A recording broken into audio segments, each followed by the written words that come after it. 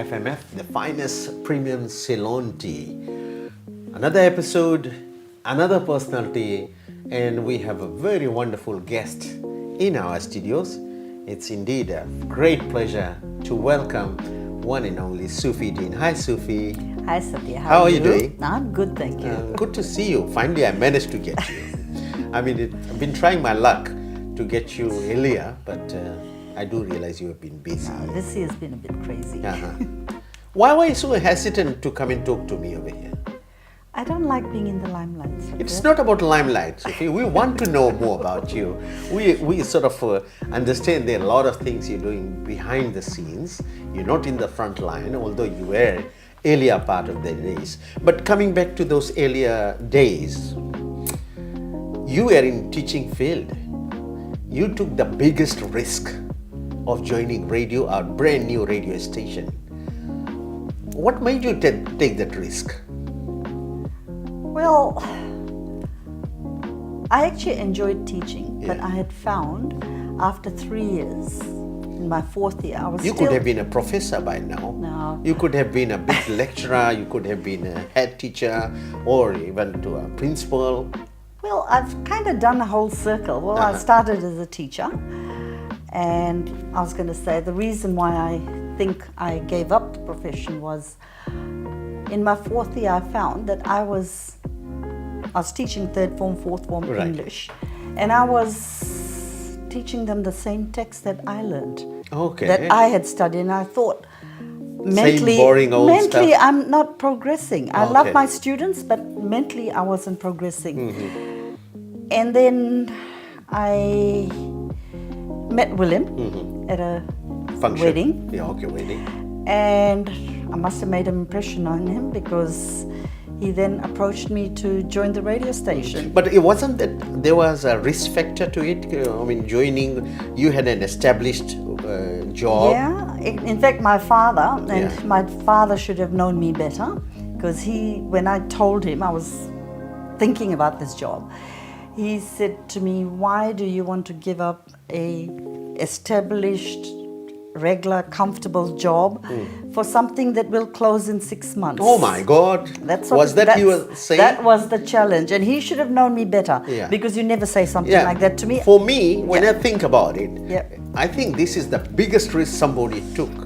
Right? Because that is totally from being a teacher and then going into doing copywriting, if I'm correct. Yes. I started with copywriting, and then I had a producer who was never there, so I had to learn to do production. And with copywriting you did everything. Initial part of radio, was there happy moments, or was it more like a challenging continuously? Oh, I tell you what, we had so much fun. We were all under, I think we would have all been under 26, 27 maybe. William was he had turned 23 that year, I think. Exactly. So it was just fun coming to work. We just were all really good friends. We all got on. We had our tips and stuff, but and we were all just so committed to make this work. Okay. The initial part, I'm talking about the first 6 months or any year. Within that period, was there any time that you decided, or you thought about it, did I make the right choice? Was there any time we didn't have time? We didn't have time to think. We used to be at work by about 7:45, because I was a teacher. I used to go to work by 7:45. It took me 6 months before I realized that work actually started at 8:30. So I used to be here at 7:45 every morning, which was good because I got so much of my work done before everybody else turned up. But no, we'd be here till 10. And the discipline side of it, because being a teacher and then working with all different people from different backgrounds. Especially the announcers. Yes. They had their own attitude, they had their own dramas and all those things. To them, commercials was just a pain. It was not something that bothered them. All they wanted to do was play their music and talk. Listen to themselves, actually. It was so hard trying to get them to understand that it was the commercials that actually paid their wages. And the character they have to play for those commercials, were they ready to do all those character roles? Well, I think my teaching background helped there. They did as they were told. Were you a strict person? Yes. You were very strict. I want this thing done. Well, if they wanted to get paid, they had to do it. They have to do it. Yes, absolutely. Yeah, but during that time there was hardly any social media. I mean, there wasn't any social media. There wasn't. Yeah, and that time, and of course, in today's time, there is vast difference. Right? Well, I mean, Satya, when we started, we only had one computer, and that was with the traffic. With the traffic. I used to write my commercials using a manual typewriter. And the papers and the pens and all those things. Yes. So your journey from there, and we are turning 40, right? I'm talking about the establishment of CFL. What do you think of this journey itself? Well, it's certainly been very challenging. There's been moments that obviously were very frustrating. Yeah. But, at the end of the day, the people who are with this organization basically have a very good will.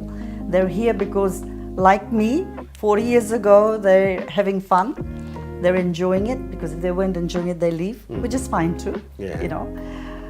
I mean, I was in Papua New Guinea last year, and I was in Papua New Guinea when that started as well, because William had asked me to go over for a holiday, and I walked. That's in open and closed inverted commas. I walked from the plane Yeah. to the radio station, walked into production, and that's all I saw of Papua New Guinea. My hotel and the radio station. Radio station. So that was the holiday that Yeah. he promised me. Workaholic, if I'm correct. You work more like continuous work. Well, every time he's needed me, Yeah. I've had to be there. During your teaching days, then of course, being a student, do you still meet your colleagues or ex-students or anything? All the Do time. you do meet? All the time. What- Well, some of your announcers have been my ex-students. Right. I've taught them at Bhawani Dale. Yeah. I went to Papua New Guinea and I got a phone call and somebody said to me, "Do you know who you're talking to?" And I thought, oh my God, that voice is familiar. It was Eddie. And I went out and I had a drink with him, and it's just Nice. always so nice meeting these students. And then, of course, there's the funny ones too, because with Leadership Fiji, as you know, I started Leadership Yes. Fiji almost 25 years ago. We had a visit to the prisons. As you know, we do the prisons. And as I was walking past the minimum security, or it was medium security, and I heard somebody yell out, Yell "Miss from the- Dean, Oh, Miss okay. Dean." Okay. I thought, oh my God, They still think you're only single. my students call me Miss Dean. So I said to the prison guard, I said, "I want to know who that is." I'm going to give him a good slap and say, "What? Is this what you learned from me?" Every morning, wake up with a smile. With FMFT, it's all worth the while. Hey, hey, hey, it's an FMF day. Tea time is calling, you need a quick fix. With FMFT, you have the right mix. Hey, hey, hey, it's the FMF way. FMF Finest Ceylon tea is second to none. Hey, hey, hey, FMF all the way. Special episode, of course, FMF, the finest premium Ceylon tea. Thank you, FMF, for your support. Moving ahead, I just want to ask you one question, which I'd prefer you to answer is, are you a romantic person? There are few things that says on the facial expression. You could be a very loving person. You could be more like a very sort of energy-giving person, a person who's got a lot of negativity. But in a general term, are you a romantic person? Well, I guess I was when I was a lot younger. And Not now. And then romance changes into love. Into love. You go from being in love to loving. Okay. So is that how you managed to get the other half? Well, actually, What do you think of that moment? I'm talking about that moment. well, it was destiny. Yeah. Because it was, William and I have talked about this so often. He was best friends with my uncle, Right. who was more like a brother than an uncle to me, and I met him at his wedding. Yet, he would have been at my grandfather's house so many times when I was there, we never met. We were at the same St. Columbus soccer team soccer parties at the same time, because my brothers all played soccer. We never met. So we were destined to meet in 1985 in January. And the rest is history. I had an interview with him earlier part, and the best part was that when that moment came in, he felt, this is the person I love. This is the person I want to get married to. Those were the positive comments immediately when I asked him. And the best part was, he said, there wasn't any big barrier, although there were some oppositions earlier part of life. How do you see that? I think when I met William, I mean, I obviously had... I won't ask you in details, how did you meet? I obviously had other relationships, but nothing was ever serious. Yet with William, I think I knew that this was it. This was the person I was going to spend the rest of my life with. And no regrets. No regrets? No regrets. You still have those beautiful moments and you continue to enjoy your life. Lately you went to US and had lots of fun. Yeah. I met one of my old friends, Suke, and he mentioned that the amount of fun we all had. Yeah. So you have one that is your sort of like past when I say is last 30, 20 years. And then you have the immediate things that's happening. You haven't given up. Now, when I look at your whole sort of biography or whatever you have done, the whole life, you are wearing so many hats. You were wearing so many hats and you are still wearing those. Being the director of the company, you are part of leadership, or you started Leadership Fiji. Yeah. Then you also have got charitable works that's happening around. You also part of Papua New Guinea investment, that's big one there. You are also mother of 2 kids, beautiful kids, then more like a house executive. You're wearing so many hats. How do you manage your life? Because whenever I hear that you are either overseas or in Fiji, but you still are able to manage all those beautiful times. Well, I think time management has always been very important to me. And anybody who's done Leadership Fiji with me knows I can't stand people who are not punctual, because I find that just being very disrespectful to other people in your life. It sends a message that my time matters, your time doesn't. So, I guess I enjoy what I do. I never get bored in my life. I've never been bored. I always find things to do. And I love what I'm doing, I guess. And when the kids see you doing all these things, they find it sort of like they must be following your footsteps, because if they don't do, their pressure is coming from mom. Hey, you got to follow this. Well, William's a stickler for activity too. My God, he can be a slave driver. And can you sort of like look back and say, I missed this portion of my life? Probably being the best cook, or probably sort of doing something different? No, actually. No. No. I mean, I was lucky that when I had the children, well, when I had Farah, who's now 34, I actually gave up work for a bit. So her first 7 months of her life, I enjoyed being a mother totally. And then, as usual, William came to me and said, I need your help. And so I came back to the radio station part-time, and I took over running copywriting and all that. Well, I took over as, And then it evolved. I came back to work full-time, and I took over being operations manager. And then I had Chavez, and when I had Chavez, I actually gave up work for 2 years. So I feel like I'm so glad I did that, because my kids got the best of me when they most needed it. And then also, I always had the flexibility where I could run out and do things if I had to. And that was really good. So I don't feel like, I missed out on that. And I guess where my partnership with William is concerned, we've always worked together. We work together really well. We complement each other, and his strengths are, he covers my weaknesses, and That gives me, or that allows me to ask you a question. Who controls the house? William likes to let me think that I control the house, but when things really matter, we both know who really controls the house. Who yells in the house? Oh, William doesn't yell. He doesn't yell. No. You? On top of your voice? William! Absolutely. Oh my God. No. it's- What's his reaction? No. No? When I want his attention, it's Williame. William, eh? Yes. Yes. He knows. Even if he's in the garden doing some Doesn't hard, care. Yeah. that's okay. If you want him to be in the house right at that moment, he has to come. No, Or there's a flexibility. No, I would walk out to him and talk to him if it was that important. I Okay. would go and talk to him. No, I think where William's concerned, our relationship is based very much on friendship, respect, and I think that's why we continue to have so much fun together.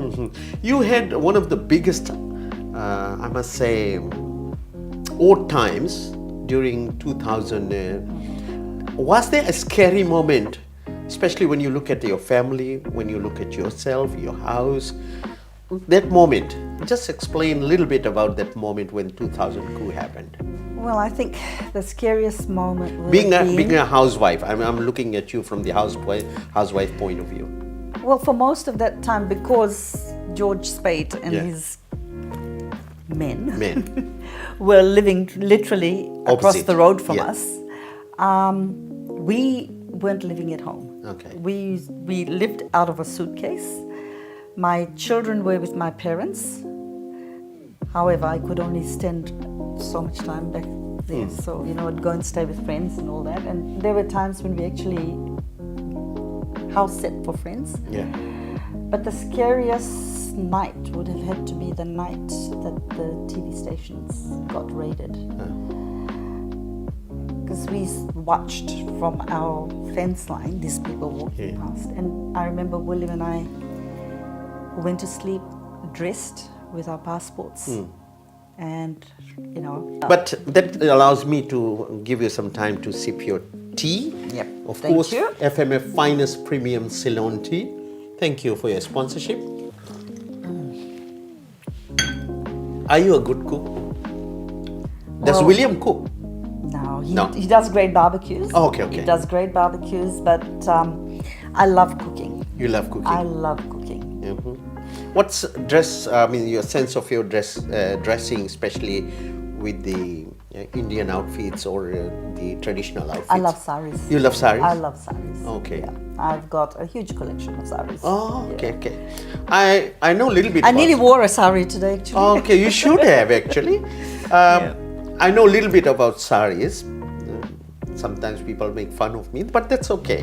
Being a sort of like a radio RJ or celebrity, at least you should know something about the outfits, the attires. Have you ever tried wearing one, Satya?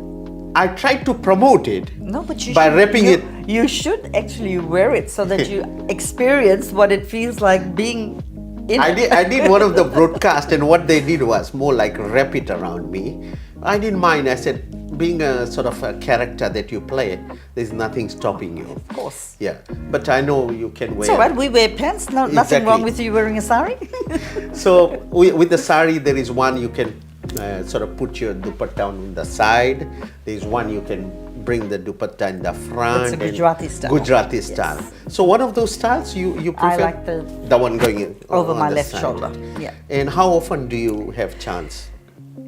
Well, my son got married in February. Yeah, okay. In New Zealand. Yeah. And yes, I wore a sari for that. And Which he is must have pretty looked special. at you and said, "Mom, this is awesome." No, I mean, actually, my daughter-in-law, Because the height complements you. Remember? Yeah. With the sari, you have a good height. It really complements you well. I've always liked saris. Oh, okay. Yeah.